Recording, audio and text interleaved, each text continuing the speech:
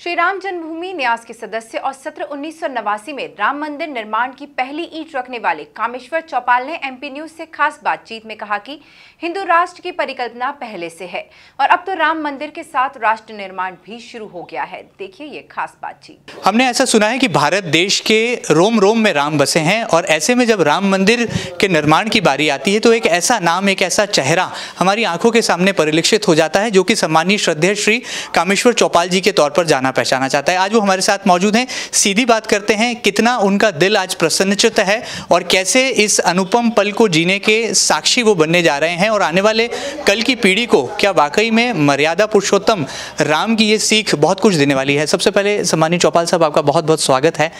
किस तरह से आप इस पल को देखते हैं और आज ये जो सपना पूरे राष्ट्र ने देखा था, राष्ट्र निर्माण का, राम मंदिर निर्माण का, ये पूरा होने जा रहा है, कैसी अभिव्यक्ति है?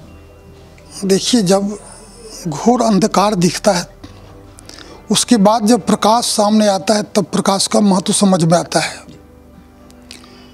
मैं बहुत नौजवान के था उस समय, कॉलेज का विद्यार्थी, अयोध्या गया था। उस समय केवल रामलीला में राम जी को देखे थे और बचपन से रामलीला देखते आए थे तो बड़ी मन में श्रद्धा थी अयोध्या के प्रति।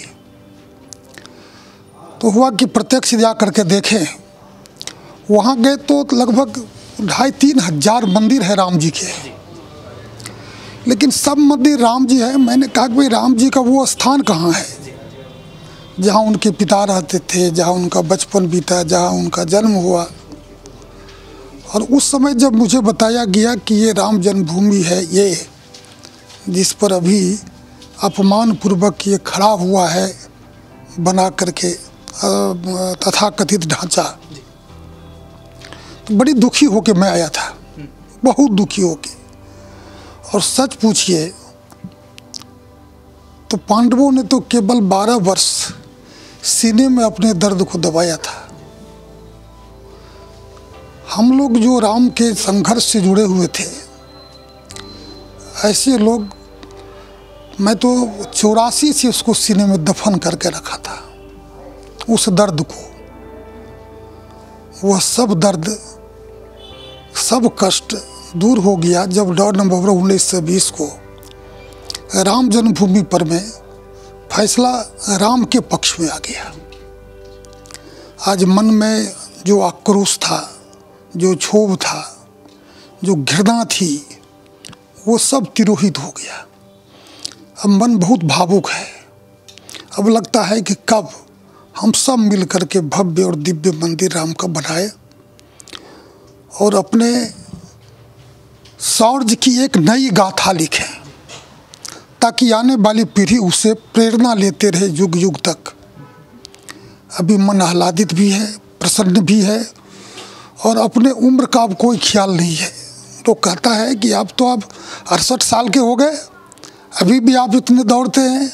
मैंने कहा कि कोई जवान भी मुझसे नहीं सक पाता। अभी मेरे यात्रा में सुरक्षाकर्मी नौजवान दिया गया, 30-32 साल का नौजवान। अभी तक 3 बार वो बीमार हो चुका और मुझे सर दर्द भी नहीं हुआ। तो इतनी प्रसन्नता और इतना उत्साह है मन में कि मुझको लगता है जब तक मंदिर बनेगा तब तक उसी उत्साह से काम करूँगा और कभी कोई थकान फील नहीं होगा।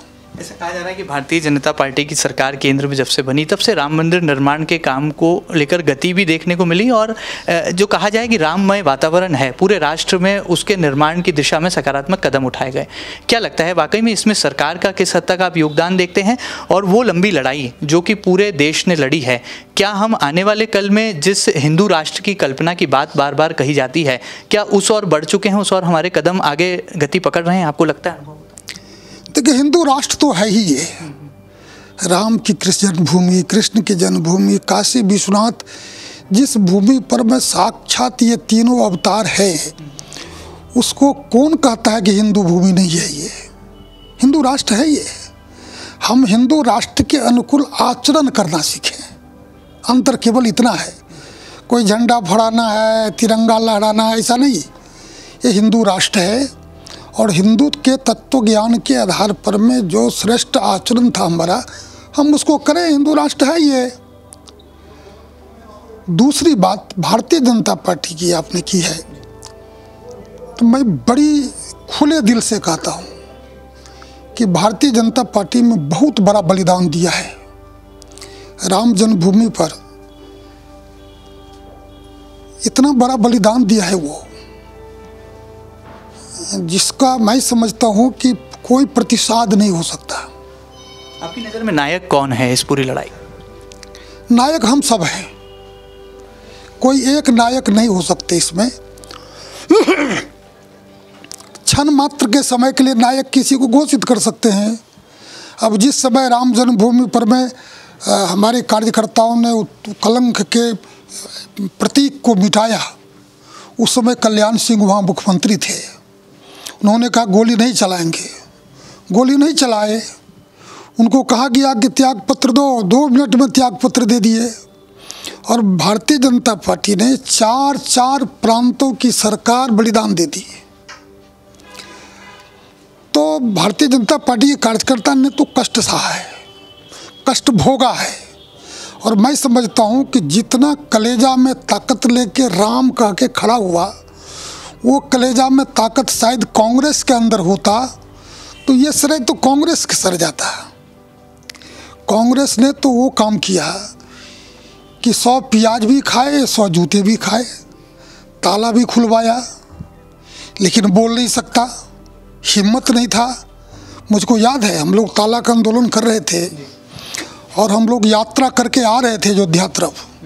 जब उनको लग गया कि अब ताला खुल जाएगा, देश में चुनाव सन्नद्ध था, तब उन्होंने एक नौजवान वकील को, पांडे को खड़ा किया और निर्णय आया।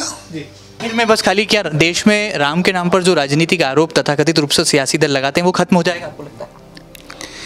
देखिए, सियासी का अपना कैरेक्टर होता है।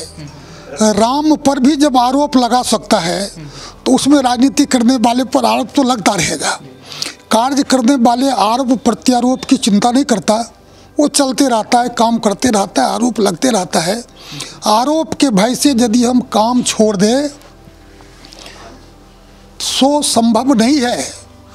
भोजन करते समय मक्खी भिनभिनाती है तो भोजन कोई छोड़ता है क्या? मक्खी को हाथ से हटाते भी रहता है, एक हाथ से खाते भी रहता है, आरोप लगाते भी रहेगा, अपना काम चलते भी रहेगा। बहुत बहुत शुक्रिया, आपने हमें समय दिया। तो देख सकते हैं किस तरह से पूरे देश में राममय वातावरण का न केवल निर्माण हो रहा है, बल्कि कामेश्वर चौपाल जी जो कि श्री राम जन्मभूमि न्यास के न्यासी हैं, उन्होंने किस तरह से तमाम सियासी सवालों पर अपने पवित्र और बेबाक जवाब दिए। फिलहाल वीडियो जर्नलिस्ट अरुण यादव के साथ महेंद्र सिंह, MP न्यूज़, इंदौर।